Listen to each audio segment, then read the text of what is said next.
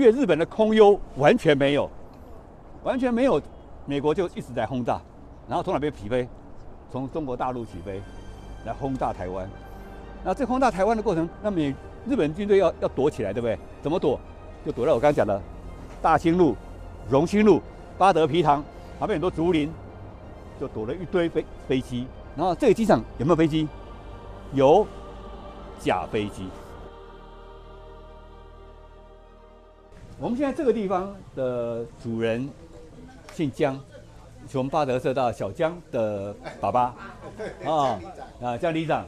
那江里长的叔叔，在他小时候的时候，10岁左右的时候，1934年，种了一棵芒果树，就这一棵。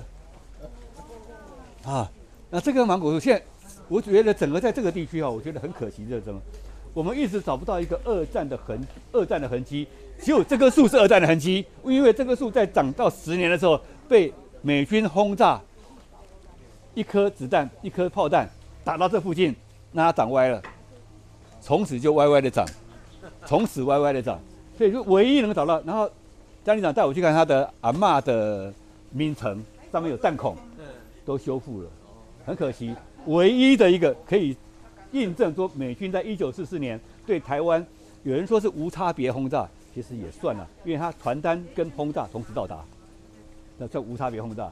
那轰炸叫轰炸巴德，为什么轰炸巴德？因为巴德8块就是英戈斯飞行场的飞机就躲在这个竹林里面，这边竹林躲在这里，就躲进来了，就躲在这边，就真的飞机在这里，假飞机在那里。那美国搞不清楚，就随便炸，所以老百姓也被炸了很多。所以巴德被轰炸过的，大安被轰炸过的地方。好，那我们等一下走路哦，我们不骑车，走路跟我走一小段再回来这里，好不好？来，1年以上的老房子，看一下。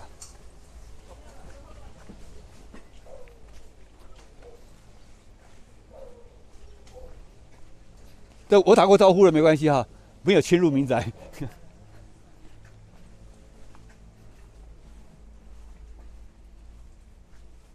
看以前的猪圈。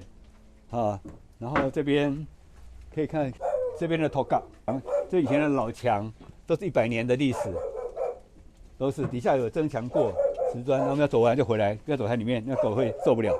好，你看这个头港，就知道哈，这个老墙。所以现在在桃园想看到这样的一个老房子，真的很难得，非常难得。我们希望能够把它保留下来。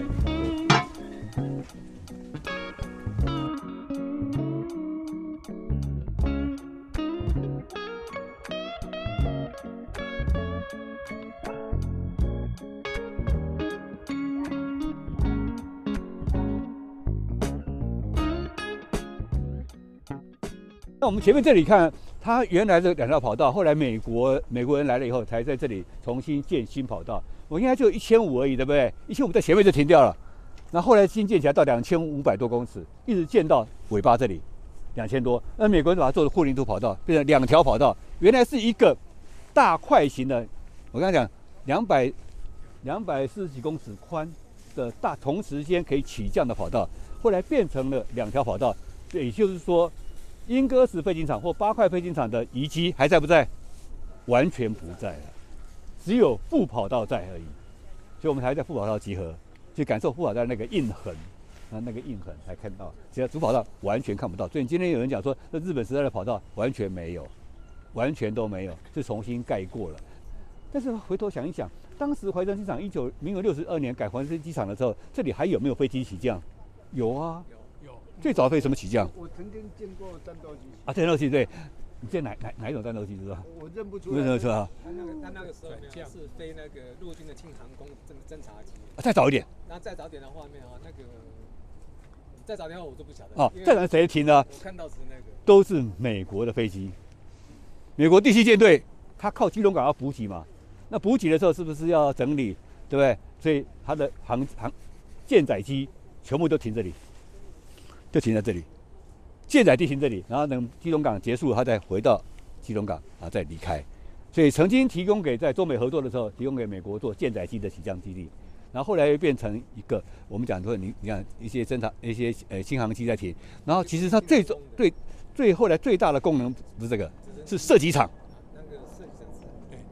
射击场，那空军练习炸射场，在这边炸射，咣到这边炸射，炸射场，然后到最后一直因为机场不要这么多嘛，我们接收了之后，你看空军接收了1946年接收了将近50-60座机场，台湾需要这么多机场吗？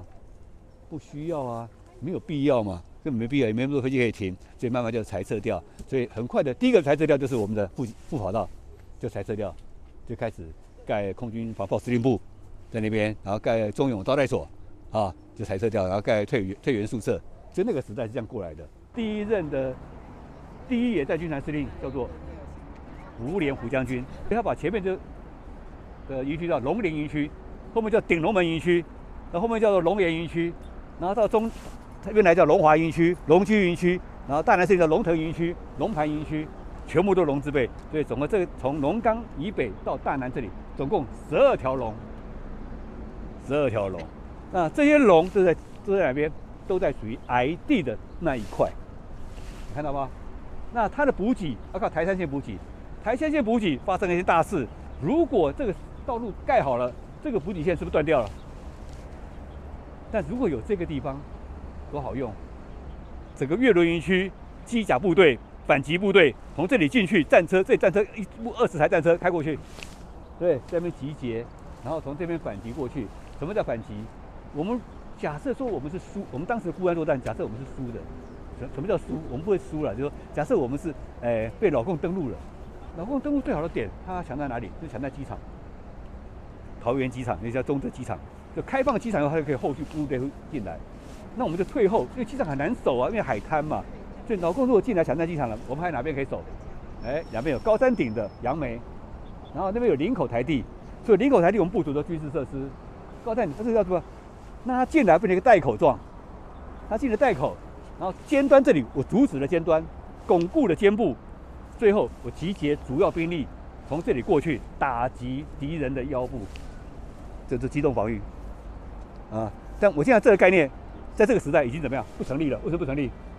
因为科技发展太快了，现在已经不要靠人力，不要现在机甲车没用，现在是靠无人飞机一大堆来了，现在已经跳脱了我们曾经以前的野战战略的思维，但这是以前的野战战略思维所存在的机动防御作战的一个地形。不要再骂它了，好不好？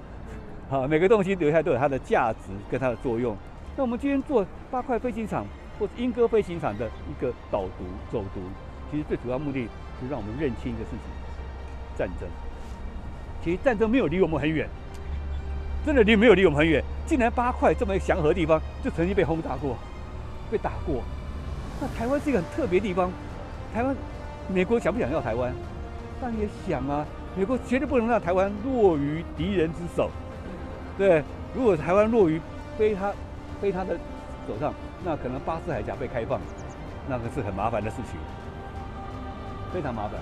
所以台湾在目前的战略地位就这么样的微妙，这么样的特别。所以我们今天来这里走读这一段，就回顾，我不讲怀盛那一段，只讲1944年之前的那一段历史，就让我们知道战争曾经就在我们身边，曾经就在我们脚底下发生过，未来会不会再发生？有可能发生。那如何避免？就大家的，希望我们有政治人物有更多的智慧，在这边折冲之下，让台湾保护好。